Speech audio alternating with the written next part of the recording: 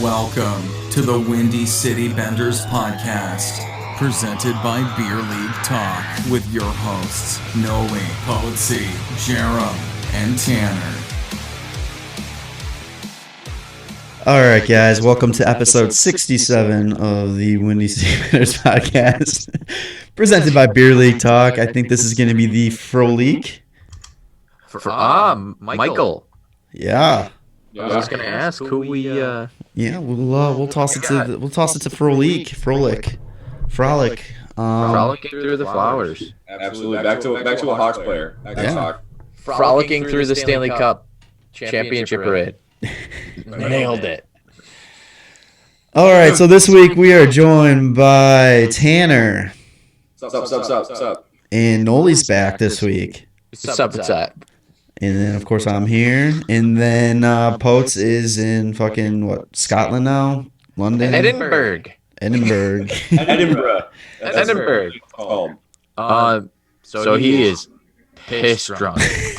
Yeah. I just love, he sends the text, y'all, I'm fucked. So Okay, sounds good. he was texting me at work.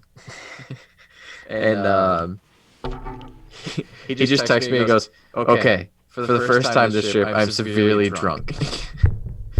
And then he said he needs a translator because he's that drunk. And then he started saying things that I don't know. So I'm assuming he just picked up some Scottish words. I'm really not sure. And then he said, as soon as I'm under Wi-Fi, I'm going to FaceTime you, bitch. And I'm like, wow, that was a little uncalled for. And he says, that was very aggressive. SKRRYB, period. And then he put I'm, and then went to the next line and put JUDTVHIRNYB. So I don't know. I don't know.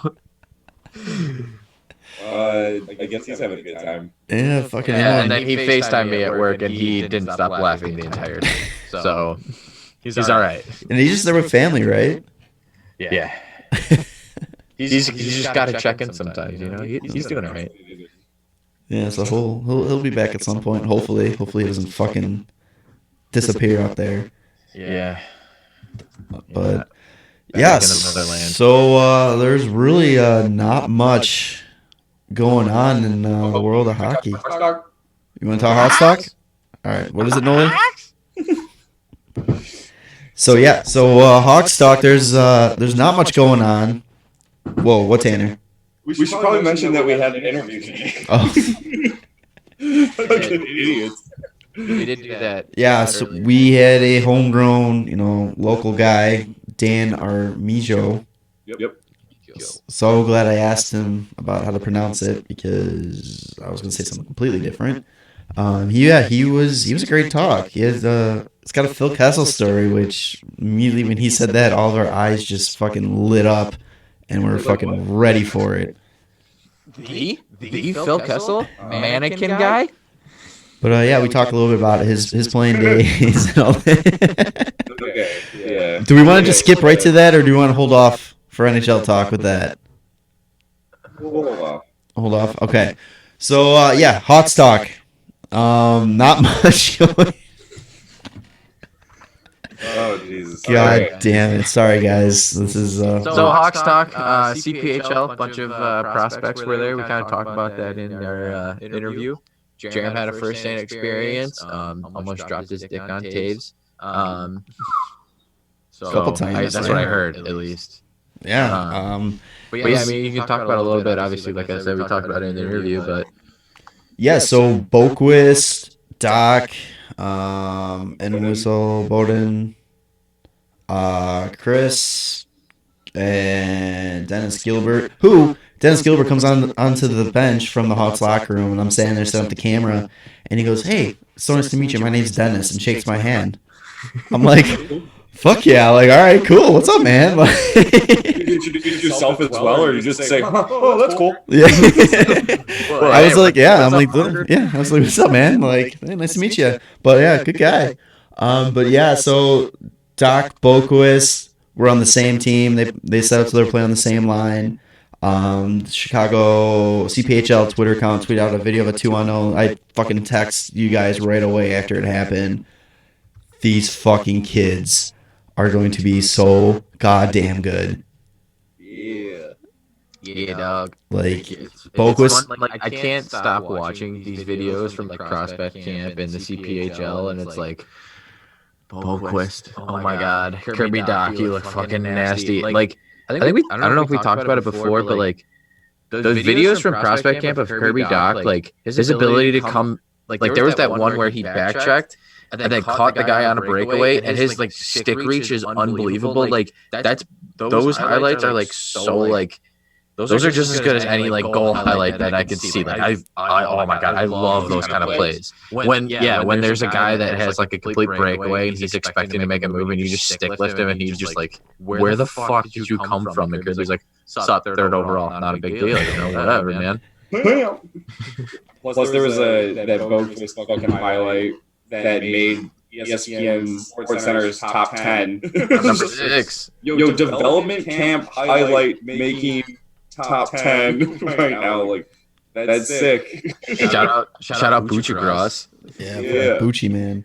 No, like, he had a say in that. Those fucking, but like, just watch them up close. It's like, they're good, from all that, but being able to like ice level watching that happen, it's just like, these kids need to be like on this team.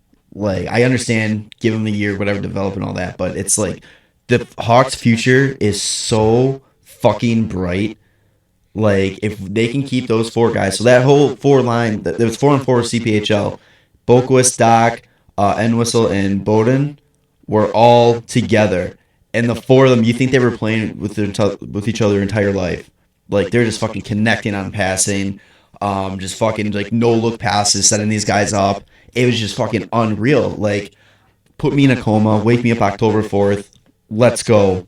It's nice because it's also like a setting where they are more relaxed and it's a little bit more relaxed hockey. So like them having fun like that is fantastic, and that just builds that chemistry. It's awesome. It's kind of too what I was telling Tanner about this before we came on, Nolly. Like, I'm sitting there behind these guys and sitting there listening to them joking around and all that, and I'm like, dude, come on, like, really, that's not that's the kind of shit you laugh at. Then I'm like, fuck, you're 17, 18, 19 years old. That's right, like. It's mind blowing how young these guys are and like where they're at already. Like, it's unbelievable. It's sick Fortnite. And they're just gonna get paid, and more money than I would ever see to do that. And then I'm like, just by their entry level deal. Good hockey. Yeah. Also, so weirdly enough, walking around the MB or Fifth Third, whatever you want to call it, I just happened to glance in the second rink, the mission rink, and I see a bunch of pucks scattered on the ice, and I look over, I'm like, oh, what's going on in there? Look over, and Jonathan Toews working with Pavel Barber, just randomly. Fucking. If you guys are unfamiliar with Pavel Barber, he's more well known on like Instagram and such like that, where YouTube, dick handling videos and YouTube, of just absolutely filthy fucking mitts. And I know his Instagram has highlights of just like any kind of like dirty moves throughout like any leagues, any ages, and he's well known for stick handling. And he's working with Toews basically one-on-one there, which is pretty fucking sick. Yeah. He was teaching him, like, showing him like this fucking way to toss sauce, and I can't even fucking explain it. It was just so mind blowing, but like those shit he was showing him, Kane's gonna have some competition for fucking filthy mitts this year, definitely. Nah. Kane never has competition in that. Yeah. But no, it's great kind of seeing Toews, who 31 years old, still trying to like up his game, and I mean, you have to. I mean, the way the league's going, obviously we talk about it all the time. It's a young man's league, and all these kids are coming up, like, and I mean, 2 years ago, Toews had like one of his worst years ever, and then last year he had his best year. I mean, it doesn't come easy, especially at their age, even though they're 30, 31, like, they're not old, but in hockey years, they're getting there. Yeah, 10 years ago, they would have been still in their prime and completely fine. They'd be in the middle of their prime. Yeah, and like now it's like you better be working just as hard, if not harder, than you were when you were 22. Yeah, I mean, because they've got better. Yeah, they've got what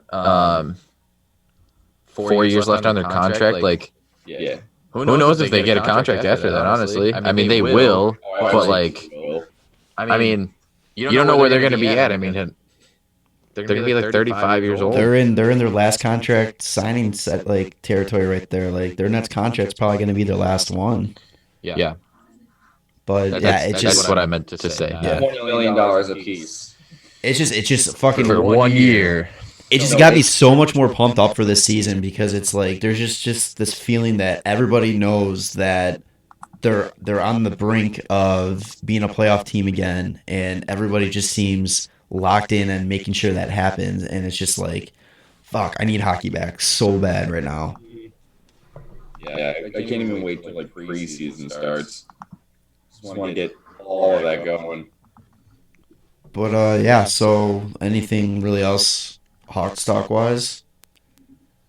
No. Just convention this weekend. Hopefully, I'll have some good stories of some of the panels that go on or anything like that. So I'll keep my ears out and hopefully Nolly's gonna be our inside man on the ground. Yeah, trying to get Bolin to see if he'll recognize your voice. Yeah, if I get his autograph, I'll definitely say I love you. See if he realizes that. Do like that? You ever see that Keanu Reeves thing that happened like a couple weeks ago, where he's just like, "I love you," or he's like, "You're beautiful." He's like, "You're beautiful." So You're beautiful. And then she got Bolin, just like, "Bolin, I love you." He's like, "I wanted to say it before." I was laughing too hard and then hung up. All right, well, let's throw it over to the interview with Dan. Okay, so today we are joined by some homegrown talent in the south side of Chicago. He was a first-round pick in the NAHL.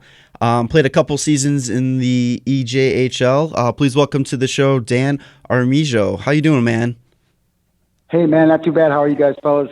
Not so bad. Feeling pretty good. Yeah. So thanks for coming on, man. So let's get right into it.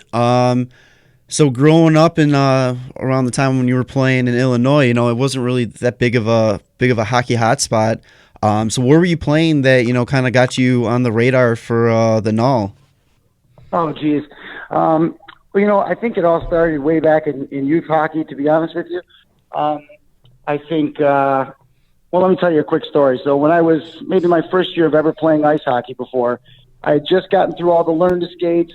I just finally got onto a house league team, right? And we had a number of games. And the last game of the year, I had no goals the entire year. I'd never scored a goal in my life. And the puck ended up bouncing off the pad of the goalie. I got it right in front of the net, put it in the empty net, and it just exploded with emotion. It was probably the greatest feeling I had ever felt as a child. And after that, I realized I wanted to score goals. I wanted to score goals. So I went to the St. Jude Knights, and I started out with their whatever you want to call it, Central States or Gold, whatever it is. Played a couple of years of AA hockey, and then my mom and dad moved me to the AAA level, and that was probably Pee Wee Major, Pee Wee Minor. So from Pee Wee Minor all the way to midgets. I had an opportunity to play on many different teams, many different dynamics. And what I mean by that is simply, maybe you've got a defensive team and you guys are a 500 club, or maybe you're a dominator in the league. And I've kind of seen both ends of the spectrum. And I think what's going to make a hockey player more well-rounded is being able to function on different kinds of teams that have different styles and realizing your role. And just trying to utilize yourself the best you can for that role, because it's a team sport, So anyway, midget year came along. I was playing at the Chicago Mission. I was, I think, the only returning player from the midget minor team up to the midget major team. We ended up having a fantastic season. We won state, we won regionals, went to nationals. And we kind of screwed the pooch in nationals a little bit, not to lie. But a lot of good came out of that. We got a lot of exposure from scouts. We had played in some very nice barns and arenas around the country. And lo and behold, I ended up getting a call a day before the USHL draft. And they told me that the Omaha Lancers might select me. And that ended up happening. I got maybe drafted as a 15th round pick, so there was no guarantee that I was going to make the team. You know what I mean? Mm-hmm. So what ended up happening was I tried out for the team. I just had to go to the open tryout, and by the end of the tryout, I had actually made the team. And at the time, they were the number one team in the USHL. So it was like the 2009 Chicago Blackhawks. You know, our team was absolutely stacked with talent. But yeah, that's basically how it all started, and you know, what became of it. You know. Nice. It's not too bad. Just a quick story. You know. Yeah, it's a little bit of a longer story. Hey, but I'm sorry, fellas, but you know, I just never a dry moment for me. I get nervous, you know. Oh no, no worries. Oh, that's good. So what got you into hockey? Like, why'd you start as a kid? Oh man, probably my father. My father was always a big hockey guy, but he really never got to play the game. So I think he was trying to live vicariously through me, and you know, he recognized my dream and his dream together, and that, I guess, that was kind of how it all started. My dad. I feel like that's most of the stories. What's that, fellas? Oh, I would say that's pretty similar to what I had too. Like, my dad grew up playing like football and baseball, and then I got a chance to play hockey, and he was just like, "Oh yeah, you should keep doing that. Like, it's pretty fucking awesome." Yeah, see, it's you know, I think the dads love it more than the kids do half the time. You know. Yeah, I was gonna say I feel like that's how most hockey players start. Is their dads are just trying to beat them for a little bit longer, you know. There you go. There you go. That's the perfect answer. That's pretty great. Yeah, on those teams that you played with growing up in like the AAA level and such, did you end up playing with any guys that made the show or anything, or maybe playing against some guys that might have made it pretty big? That's a good question. Yeah, and I would say maybe around the Pee-wee level, there was guys like let's see, I remember Brett Motherwell. He was an AHL guy. Jared Bull, who played on my team at the Chicago Young Americans. He was a big fighter for Columbus Blue Jackets a number of years. Number 40, Boley, shout out. Let me think. Well, Gino Paisolini, that's another one. Big Italian kid. You know, he's a big French kid with the last name Paisolini. You know, no, but he fought for the Flyers a little bit. And then Mikey Brown, another kind of fighter. He played for the Toronto Maple Leafs, San Jose Sharks, all that. You know. And then in competition, I would see guys like Keith Yandel. I would see guys like Sidney Crosby. I would see guys like Phil Kessel. Geez, you name it. Yeah. All right, so I gotta ask. You got any good Phil Kessel stories from when you played against him or anything like that? I actually do. Yes. There we go. Okay. So we're in Madison, Wisconsin, and Bob Suter is the coach of the Madison Capitals at the time. Okay, and my coach Brad Sabin, he was a master of getting under people's skin. You know. So he would be yelling across the bench at Suter and just pissing the guy off to no end. Anyway, they had Phil, and Phil was like their top guy. You know, they would protect Phil at all costs, you know, and he was kind of a showboat. We ended up pounding him pretty good, 6-2 one game. And he came down the right wing boards like he always used to, and he would cut to the middle of the ice and shoot the puck. Well, when he went to do that, I kind of just baseball swung his wrist for some reason. I don't really know why I did that. I just did. And kid ended up with a broken wrist and was out for 4 weeks. Oops. Jesus. Oops. Yeah, but Fat Phil, he's in Phoenix now. That's Just taking a baseball swing to somebody's wrist when you're up 6-2. Yeah, you know, I really hated the guy, and I just hated his competitiveness that late in the game. I'm saying to myself, why are you going so hard, buddy? You know, making me back check 500 feet. Forget it. Oh my God. He probably never forgot about that one either. Yeah, I'm sure. You know, I would hope so. What's that, buddy? No, I was gonna say, yeah, I'm sure. Just tweet it at him, and he'll just be like, "That motherfucker." That's the guy. Right? Yeah, send me that X-ray so you can autograph it for me. Oh my god, that's fucking great. Oh man. Hell yeah.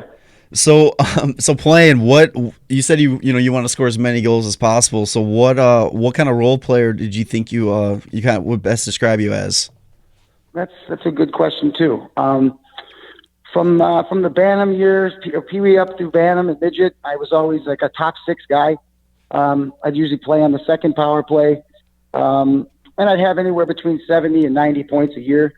So I was doing pretty well there. But once I got up to junior hockey, especially with their coaching staff being the way that it is, hockey's a business, and a lot of times on teams they've got their power play set. So you come into an organization and you may not ever get to see the ice that way. So I kind of started to look for other ways to get ice time, and those just were through penalty killing, through being really smart on the wall, being able to chip pucks out or get them to the centerman, keep the play moving north.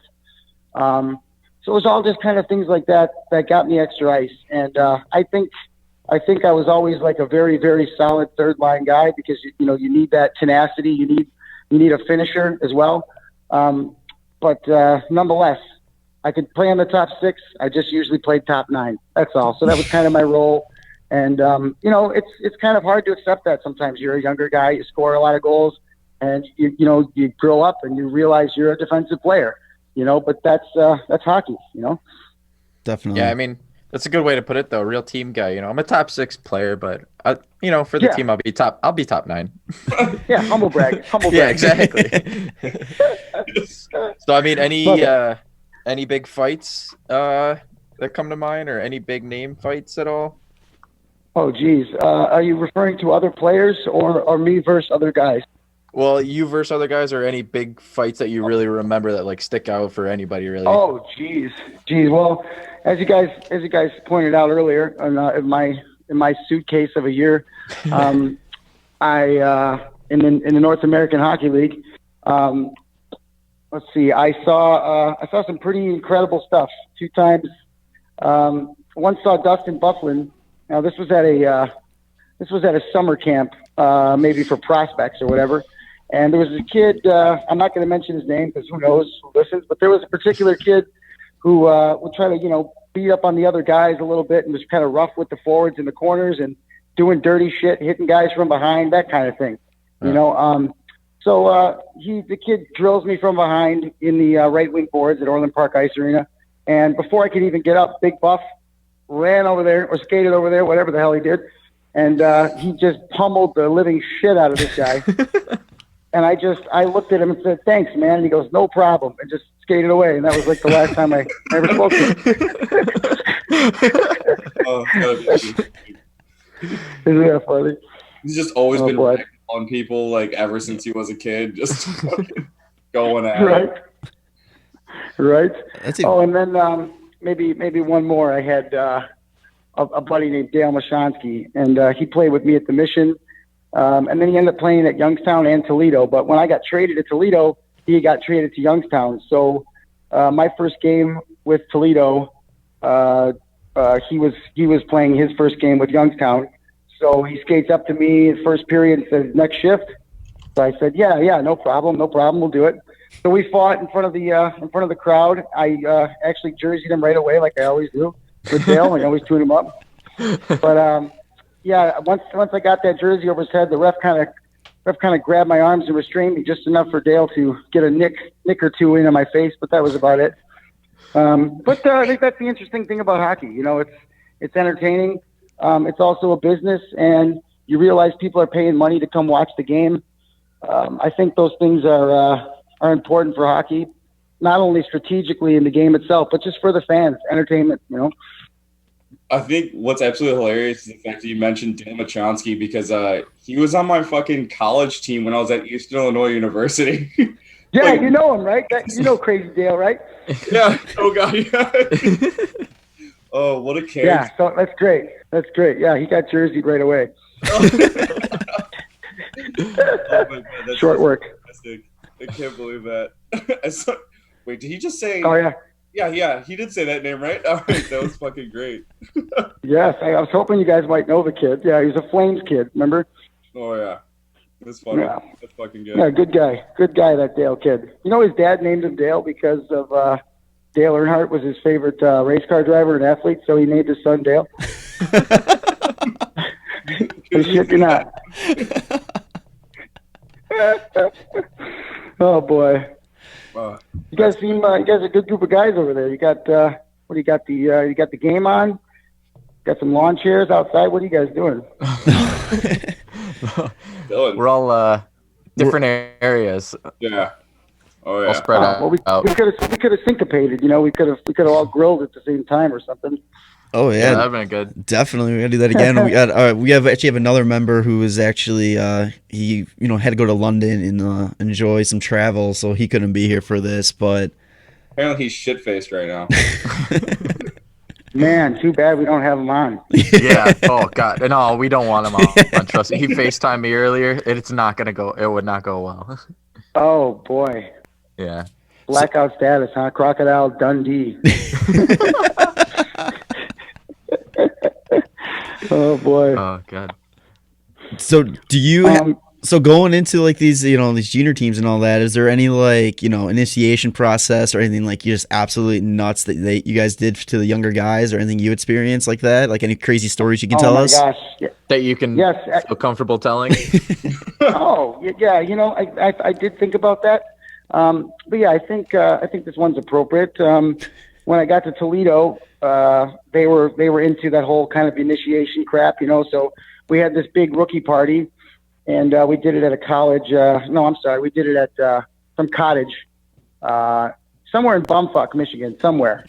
And we had some specific activities. All the guys had to get naked in front of like 70 people, girls, everybody. It's freezing cold outside, It's really embarrassing.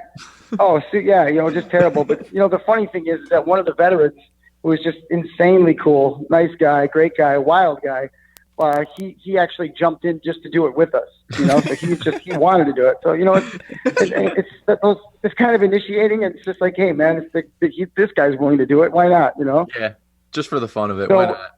Yeah, so we had to stick a marshmallow in between your butt cheeks. And you had to run like 2 laps around the outside of his house, bare ass naked.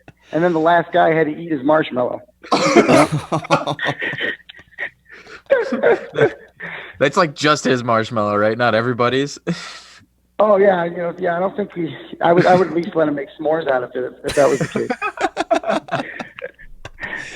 Oh God, that's unreal. Was that the fastest 2 laps you've ever done? What's that now? Was that the fastest 2 laps that you've ever done in your life?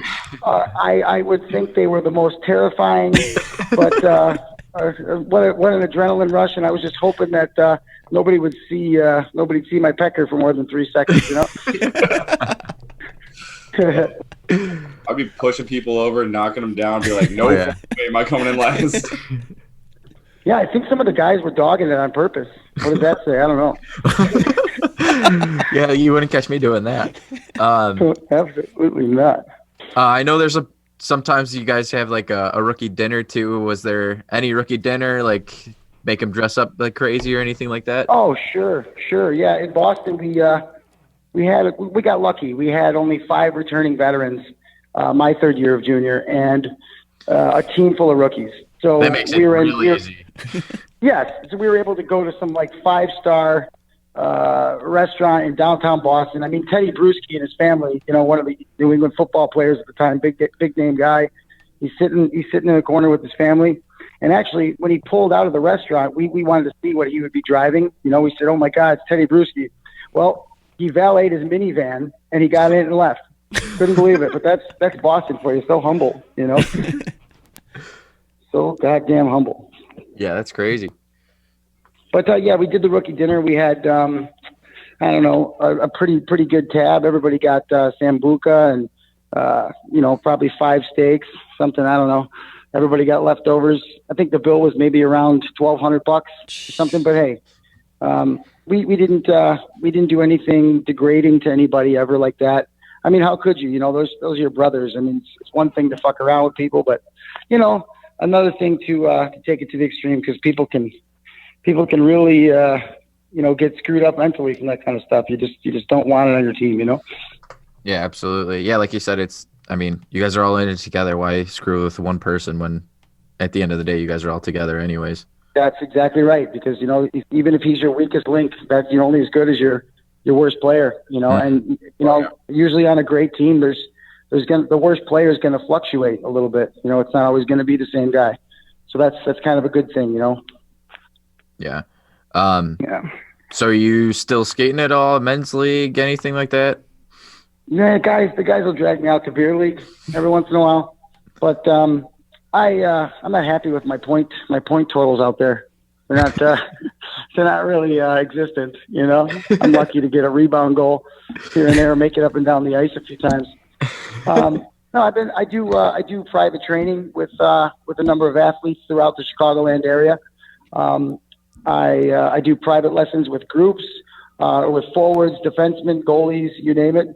And I've also been coaching hockey the last 4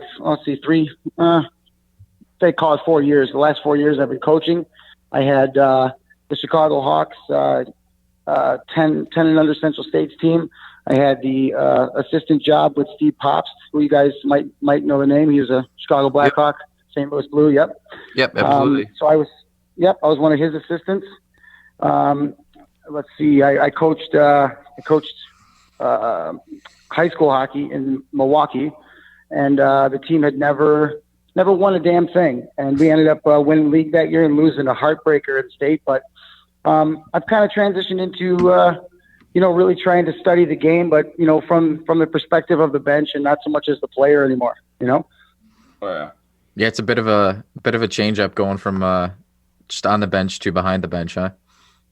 It's a big change, and you realize things about yourself, when you get back there, I don't know. It kind of made me change the way I saw the game and the way I watched the game. And I feel like that's the great thing about hockey is, you're constantly learning new things. And when you watch games, you can really start to see, certain playing styles and how they stand out and how they, help and hurt or hinder the team, and I think, being able to do that is much more rewarding than lacing them up every day and taking a puck to the balls, Yeah, you just get to watch it. You don't have to actually do it. Oh God, yeah, exactly. I want to stand there and blow the whistle, tell you how bad you are.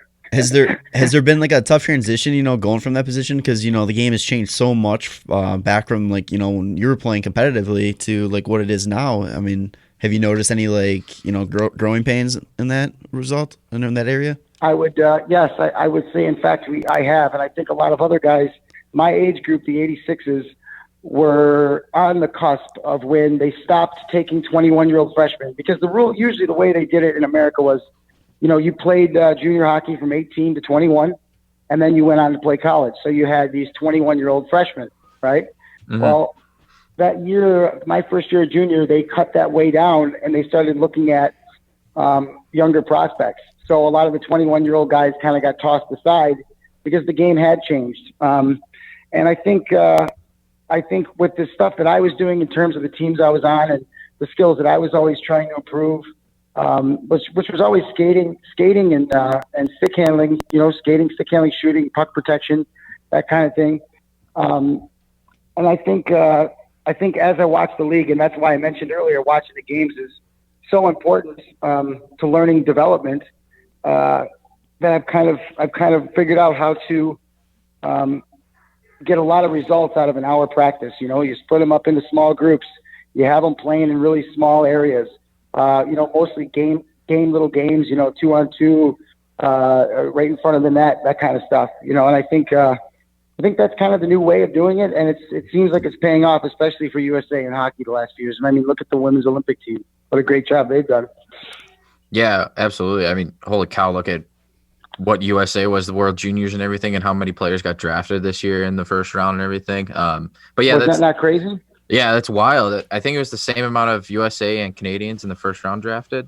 But yeah, it's kind of cool that you say like it's kind of transitioning into like small games and practices and stuff like that, because I felt like when I was playing, like that was the best way to like learn those kind of things, because you need the game situation, you need that competitiveness, but like in the small areas, it just makes those skills like enhanced, I feel like. And then when you get into the big open ice, it's just makes everything so much easier. That's easier to transfer. Exactly. You know, you're playing in that real confined space, or, you know, maybe you take a lane away by putting a big piece of rubber foam across an area so the guys have to sauce it over. Just little tiny things that teach them how to be very skillful in tight, in close, you know.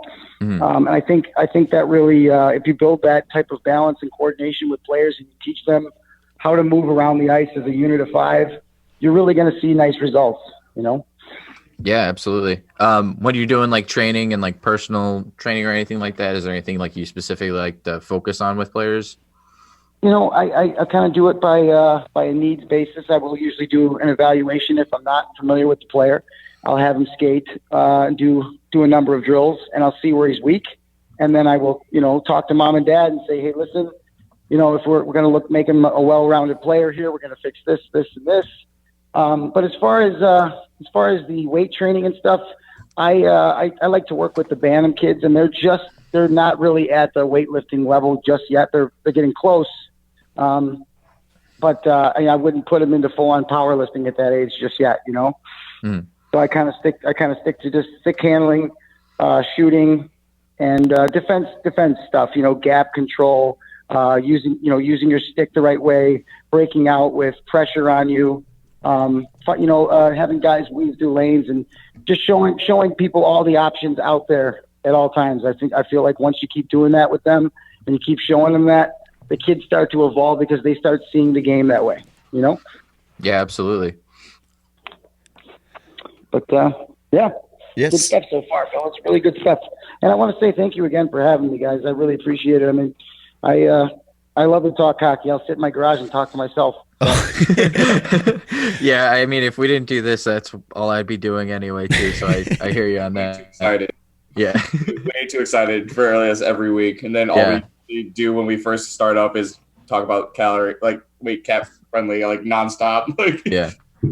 So there you go. So are you Hawks fan, I'm assuming, then? You know, yeah, I do. I follow the league. Let's just say that I don't necessarily like to call myself a Blackhawks fan, but yes, I would always support the hometown team. But I do just really enjoy watching the NHL. You know? Yeah, that's kind of how I feel like we all are. We're Hawks fans, but we more hockey fans than anything. Right, fuck the Blues. Though. Absolutely. Yeah, but definitely fuck the Blues. Oh yeah, well, hey, the Blues won me a pretty good chunk of money. Yeah, they did all right for themselves. Yes, they did. And, hey, their team was in last place in January, and they come out of there with a rookie goaltender and end up stealing the show. That was great. That's why hockey is the best sport, and you don't see that anywhere else. No, you don't. And let me ask you guys a question. What do you guys think of the Chicago Blackhawks roster right now at this moment? I'd like to hear all your thoughts. What do you guys think? Well, personally, I think they're looking pretty solid. I like what they have on offense. I think their top 6 is very solid. They got a lot of scoring depth. I've liked the moves that they've made for the most part so far. Defense has definitely gotten better. It's not great still, but it's definitely gotten better. And I mean, having Leonard as a backup to Crawford, if they can split the time or whatever, it's going to be better. Yeah, and I mean, looking at it compared to the last 2 years, anything's going to be better, and I think they've definitely improved. So I'm excited for the season coming up. I don't know how you guys feel. Yeah, me too. What else, fellas? Tell me, please. Well, I mean, guaranteed Blackhawks playoffs. I did. Yeah, I'm going with as well. I mean, you get a whole nother year of Strome and DeBrincat together, just creating magic. You just had yes, sir. In like Kane coming off of career seasons as well. Like, I'm pretty sure like Kane's going to still be at least a point per game player. Like DeBrincat put up 40 plus goals. He can probably do that again. Like with a whole year of Strome, he might be able to hit 50. They got better on defense with Oli Mata and Calvin DeHaan coming in. Like they brought Shaw back to bring that grit. They got Zach Smith to bring that grit.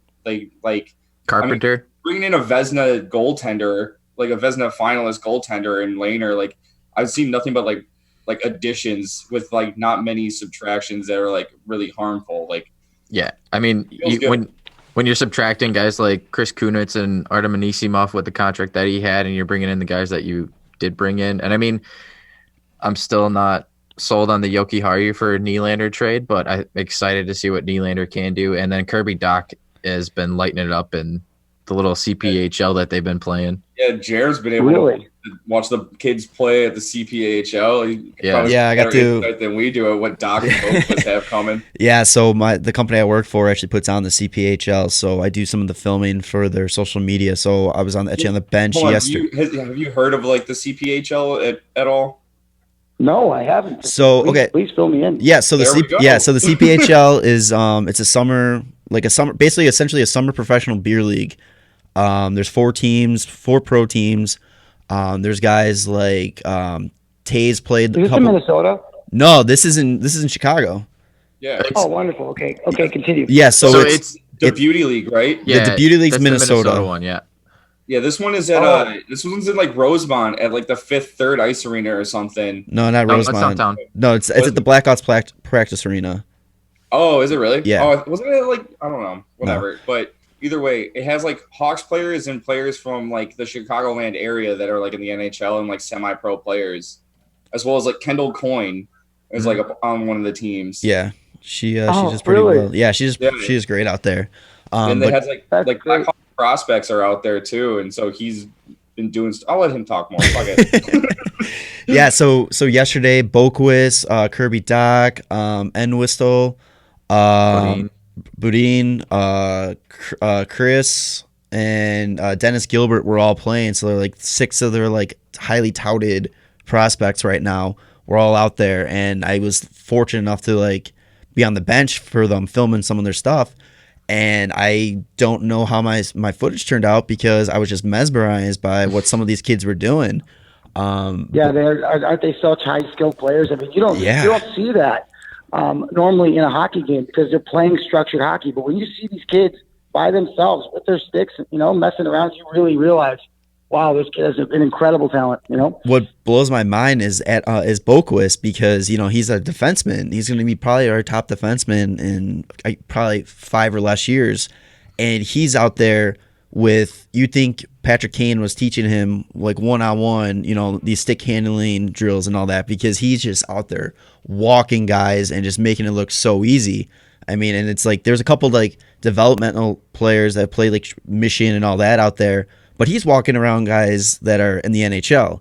And this is like a 19-year-old kid out here proving that he's ready for this. So if he gets the shot to play in the show this year, I mean, I'm not going to hate that.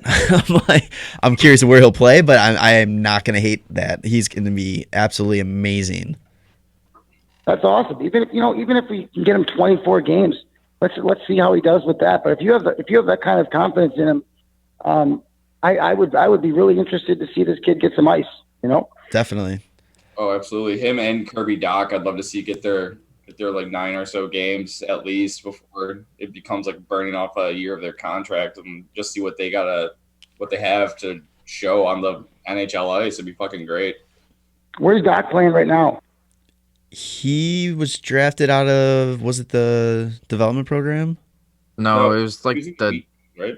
Yeah. Where's he from? UHL, but I mean he's at the development camp the last couple of weeks. They've been showing him around. He's like the prized possession of the Hawks, like everything. He's going to be at the convention this weekend, and I don't know. We'll see. Wow, that's exciting. Yeah. All right, absolutely. Well, Dan, we thank you so much, for you coming on. But before we let you go, one question we love asking anybody that comes on is, what is your favorite all-time hockey memory, whether it's from you playing or you watching? Man, I would have to say it would definitely be a playing moment. Team Illinois at the time and the Mission were neck and neck all year. TI was rated number 2 in the country, and we were number 3. So we were both going at each other pretty hard, and we had beaten them a few times. They had beaten us a few times. And at state, we had 9 seconds left, and they iced the puck. So we ended up getting a face-off in the offensive zone. We run a play that we used to run all year. the play ends up working. The puck slides through the goaltender's pads with like 3 seconds left on the clock, 1 second left on the clock, something like that. We tied the game. So we went a few overtimes, and puck came ringing around the glass. Defenseman made a poor play, and I picked it off on the wall. I hit the centerman with the pass in the slot. He passed it to the defenseman, streaking to the net, and we ended up being state champions. But I think more importantly, state for us was against another powerhouse. So it was a very serious test of character at that moment. I would say that. Awesome. Yeah, especially with close game, late, down by 1, couple seconds left, is being able to tie it up and not giving up. That's awesome. Oh, geez, man, was it a nail biter? But probably one of the greatest memories of my entire life, fellas. Yeah, that's hockey for you. No matter how far you go, you always have the best memories of your life from hockey. And the best buddies too, right? Exactly. Oh, yeah. That's all right, of us. That's right, boys. All right, man. Hey, guys, thanks for having me, and enjoy your evening. Hopefully, see you guys around the rink or hockey somewhere. Yeah, Absolutely. Definitely. Thanks a lot, man. Have a good one, All bud. right, thanks, guys. You too. Bye. All right, thanks again, Dan, for coming on. Some actually great stories, especially that Phil Kessel one. Fucking just casually throws out there he breaks his fucking wrist. Break the wrist, walk away. I hope he fucking remembers that forever. Just, holy shit. Okay. That was great. What I really liked about him, he just kind of hit home, how awesome this game is, and just the brotherhood it brings, and just it's the kind of shit, all the stuff he was telling, his favorite memories. It's that's the kind of stuff you're always gonna remember, and it's just kind of it's so relatable no matter where you played or what level you played. Love it. So, and then all right, so NHL. So speaking of Phil Kessel, this is just, we got to talk about this because how can we not? Yes. Puts his house in Pittsburgh on the market, and Nolly did a little live 3D viewing with the boys here. Well, take it away, bud. Yeah, so we did, after the interview, we were kind of just looking at the house together. I shared my screen, and I don't know if many of you noticed if you went through his house, but if you do the 3D view and you go down to his basement and you go to a corner of his basement, there are 2 mannequins sitting there with his USA stuff, not his jerseys, the stuff that they wore around the Olympic town. And in the middle of it, it's a painting of him. One of the weird team individual pictures of him in his Penguins jersey, and it is unbelievable. It's probably one of the best things ever that goes along with his whole theater setup with just one chair in it. Completely, the house is doesn't have much in it, but there's one room on the top floor that's a guest room that only has a stuffed teddy bear in the corner. The most weird things, and it's such a Phil Kessel fucking thing, and I love it so much. I mean, it's just, how can you not love him? Seeing his house, I would not have expected anything else. I did not expect any of that, but knowing him, it's I'm not surprised. Can't wait to see what his Arizona house looks like. Oh man. Full on Katina jerseys all over the place with his number. Yeah, so some other news going on in the NHL. Toronto's making a series of moves lately. Brought back legend David Clarkson. Yeah. They bring David Clarkson and their 4th round pick for 2020 in exchange for Garrett Sparks. What do you feel about that, Nolly? Well, I feel like the NHL is confusing as hell, and I don't make any sense of anything anymore. But apparently, now that the Leafs signed Clarkson again, and they have $10.6 million on their LTIR, they're going to get that full cap relief now, which apparently they weren't going to get the 5.3 full cap relief of just Nathan Horton. I don't understand it. I don't understand it. I really don't. But now they have, once the season starts, once October 1st hits, I believe that all goes on to LTIR, so they'll have 10.6 in cap space. So, hey, Mitch Marner, why don't you go ahead and stuff that down your throat? So, like, Jesus. fuck you, bud. No, I don't know. I mean, there's $10 million for Marner to sign. So do Yeah, they? what But happens now? Do they have to wait until the season starts in order to sign him? Yeah, I don't understand. I don't know. So it's just the NHL is so weird. So that's what I'm understanding of it. I mean, they have multiple guys on the roster right now that aren't going to be on the team, so they're going to drop down to the A. So I mean, they're going to clear up other cap space, but that's all like $700,000 like league min guys. So I mean, it's only a free up like $2 million. So I'm pretty sure like if he's going to sign, it has to be after that cap relief actually hits and it goes on LTIR. Yeah, it has to be right when all the contracts activate on LTIR. It frees up that $10 million.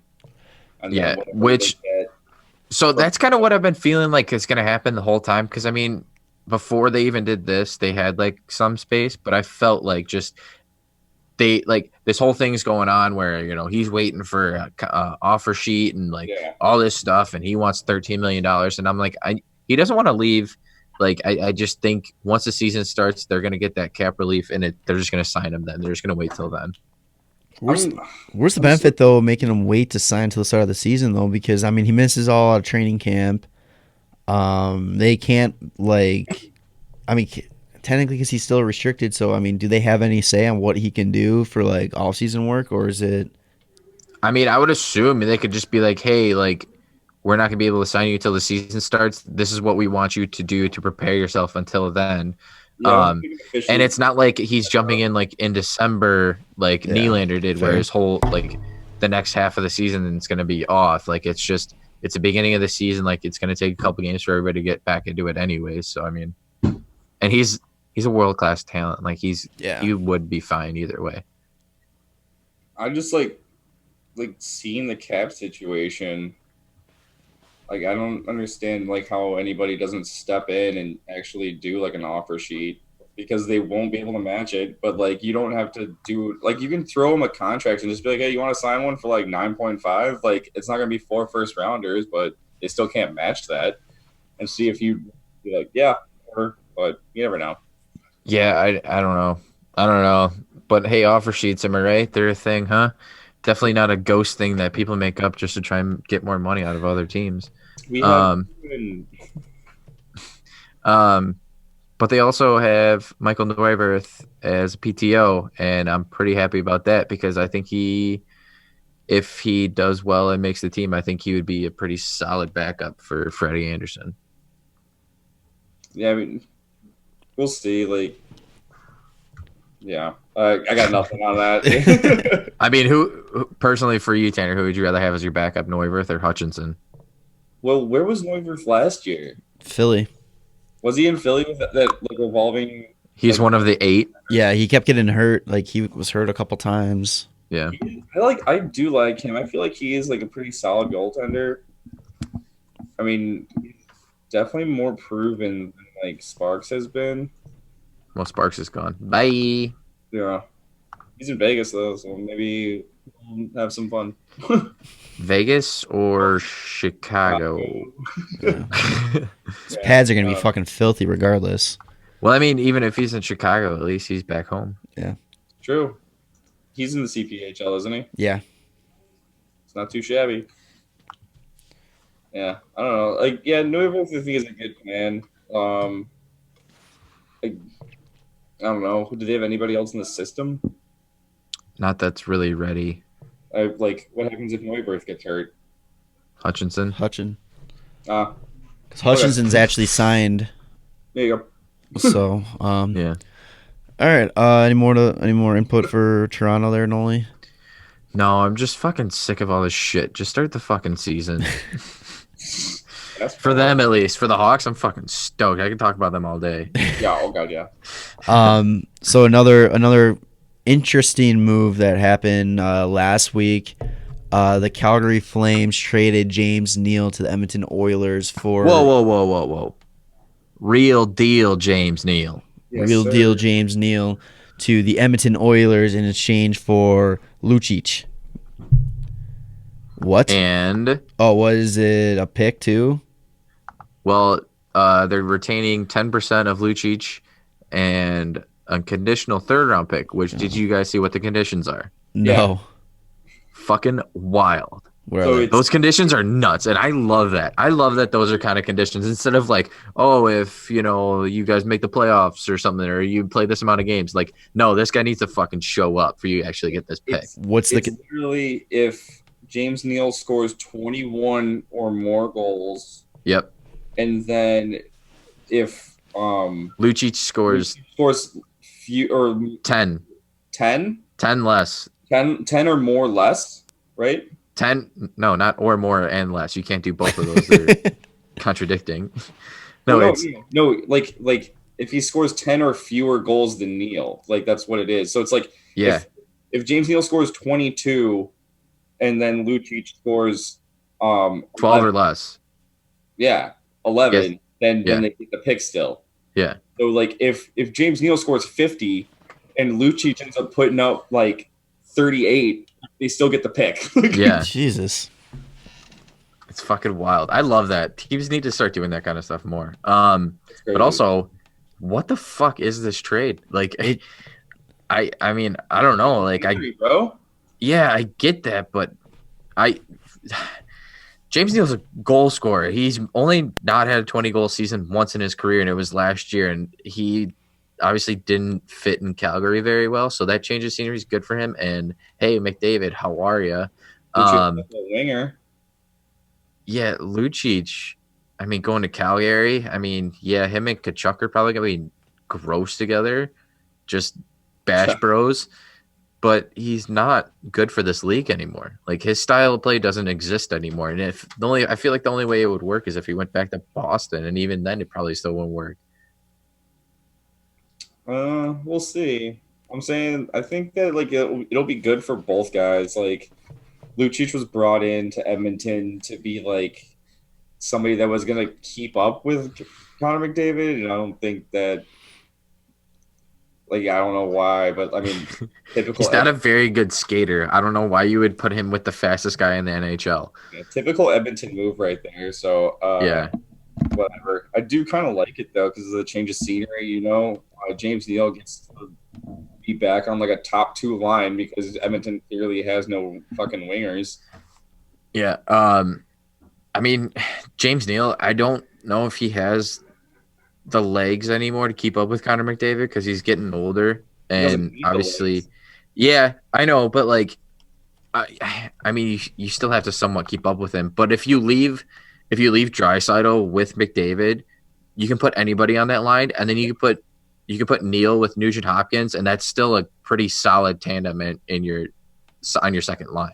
Yeah, your power play with fucking Draisaitl, McDavid, and James Neal is gonna be sick because James Neal is gonna fucking snipe. Like that's the one thing that he has over Lucic is that he can fucking rip. Yep, he's a natural goal scorer, and I mean you could throw even if you threw Nuge on that top line and then just throw a D in there just to have a D, like that's a deadly fucking top power play.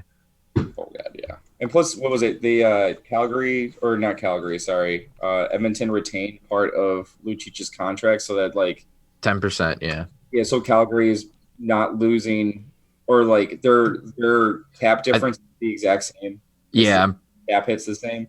Yeah, so they I think it was like just over $1 million that it was actually like retained. So it's it equaled out. So they're not getting screwed the cap on that full contract. Contract is $6 million, but they're only going to end up paying for 5.25. Yeah. So that's not too bad. But yeah, I mean, really dropping off points wise, and I didn't even know that Lucic played 79 out of 82 games last year. Like you could have told me that he hadn't missed a game for the longest time. I would be like, I don't believe you.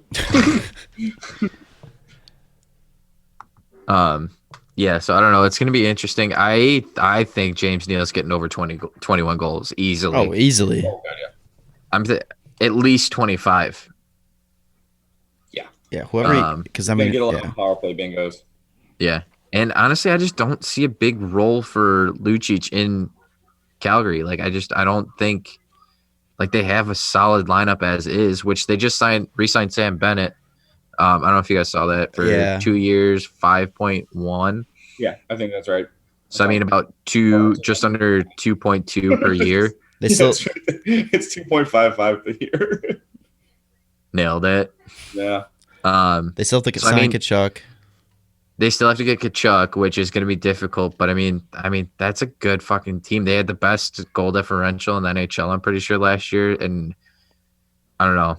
Fucking Mike Smith was their defense or their goalie. So here's the other thing that like is good about it though too is like Lucic gets to be in Calgary. He's not going to be part of the top 6. He's going to be more of a leadership kind of role guy, and he's not going to have like that stress of being in Edmonton, being like, we signed you, we need you to perform, like all this kind of bullshit. It's kind of like he gets to kind of relax a little bit and then just kind of maybe play the way he was playing like when he was in Boston and be more of like a grinder, and like maybe he'll fucking like shine in Calgary. You never know. Like he doesn't have to be the guy that puts up the fucking points like he was expected to do with Connor McDavid in Edmonton. Like he's just going to fucking grind it out and be a leader there. Yeah, that's fair. I mean, he's got 4 more years left, though, and I don't know. Yikes. If James Neal's not working out in Calgary and you aren't going to really be able to move in a contract after that season, like maybe you do this exact move. And like I heard before, it was like the GM likes what Lucic brings off the ice as well as like what he does on the ice, and like he feels like I'm probably in a lesser role in Calgary, he might be able to shine a little bit better. That's fair. And I mean, yeah, like you said, it's just the change of scenery. I mean, we've seen what happened with Strome coming to Chicago. I mean, it's just whatever it is, it's different. Max Domi had a career season in Montreal, and and it was just a change of scenery after having a dog shit year in Arizona. Like, sometimes that's just what guys need, and maybe a little bit of change of role or anything like that too. Maybe just the players around them, like they can help.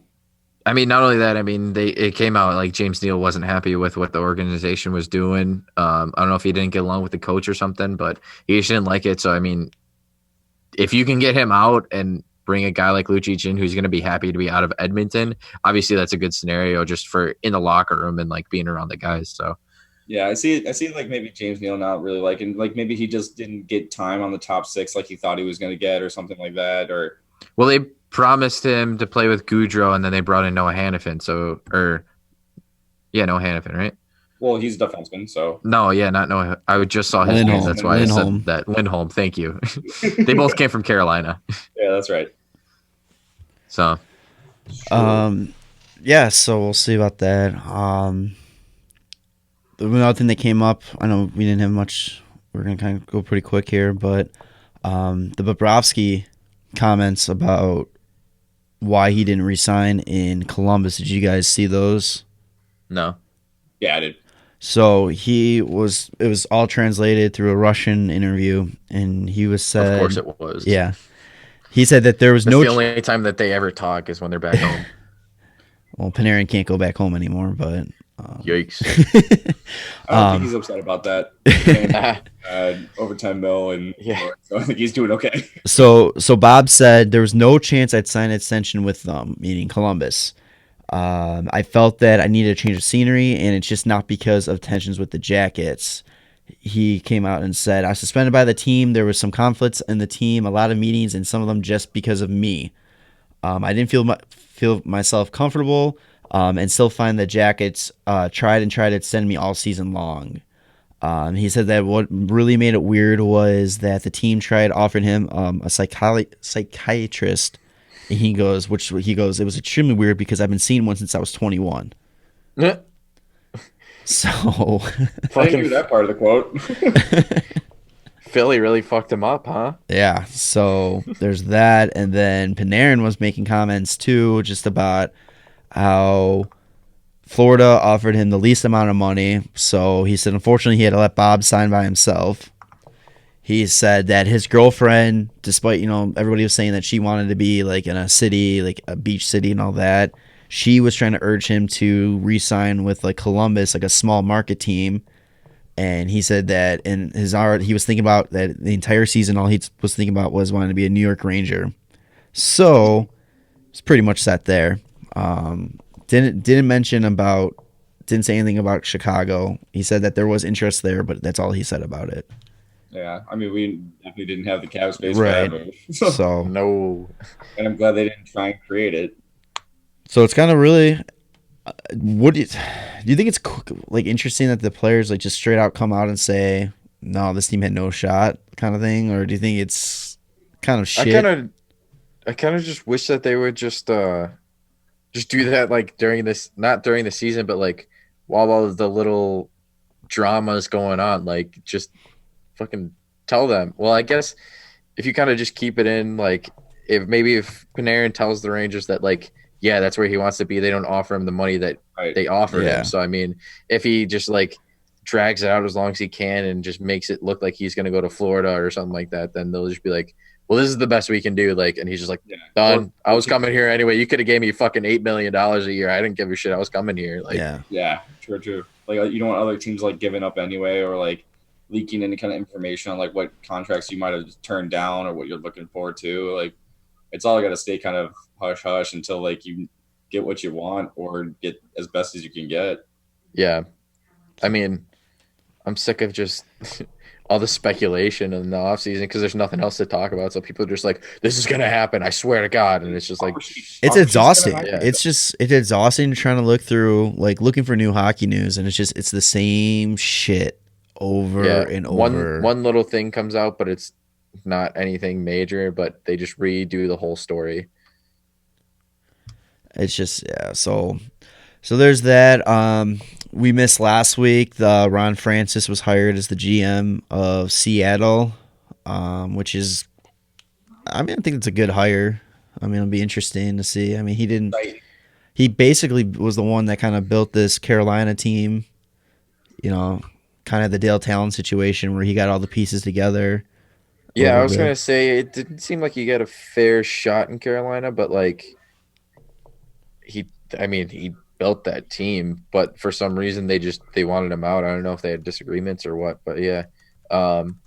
It's going to be cool to see what he can do with like from scratch. What was it, George McPhee, right? He's in Vegas.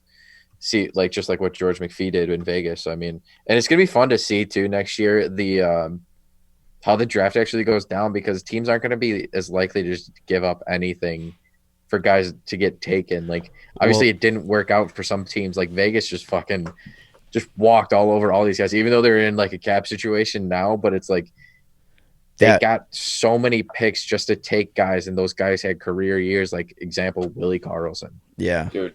Yeah, but that's also like, you can't really predict that. And I don't think teams are going to like shy away just because of what happened with Vegas. If like they really want to keep somebody like that is definitely a fucking game changer and they believe they're going to be way better than another player, they might just be like, hey, we'll give you this guy, like stay away from him. And like, sure, maybe it doesn't work out for you, but like no one was going to predict that Vegas was going to do that. Like they were predicted to become last in the league and they were fucking sick. Like, I don't know. That's never happened before either. So speaking of Vegas and like all these picks, and you mentioned them being in cap hell now, there's like rumblings going around that the reason they no GM in the league is really sympathetic and, you know, trying to help them out, you know, get out of the situation, because they all feel that they were screwed over by the expansion draft. Yeah.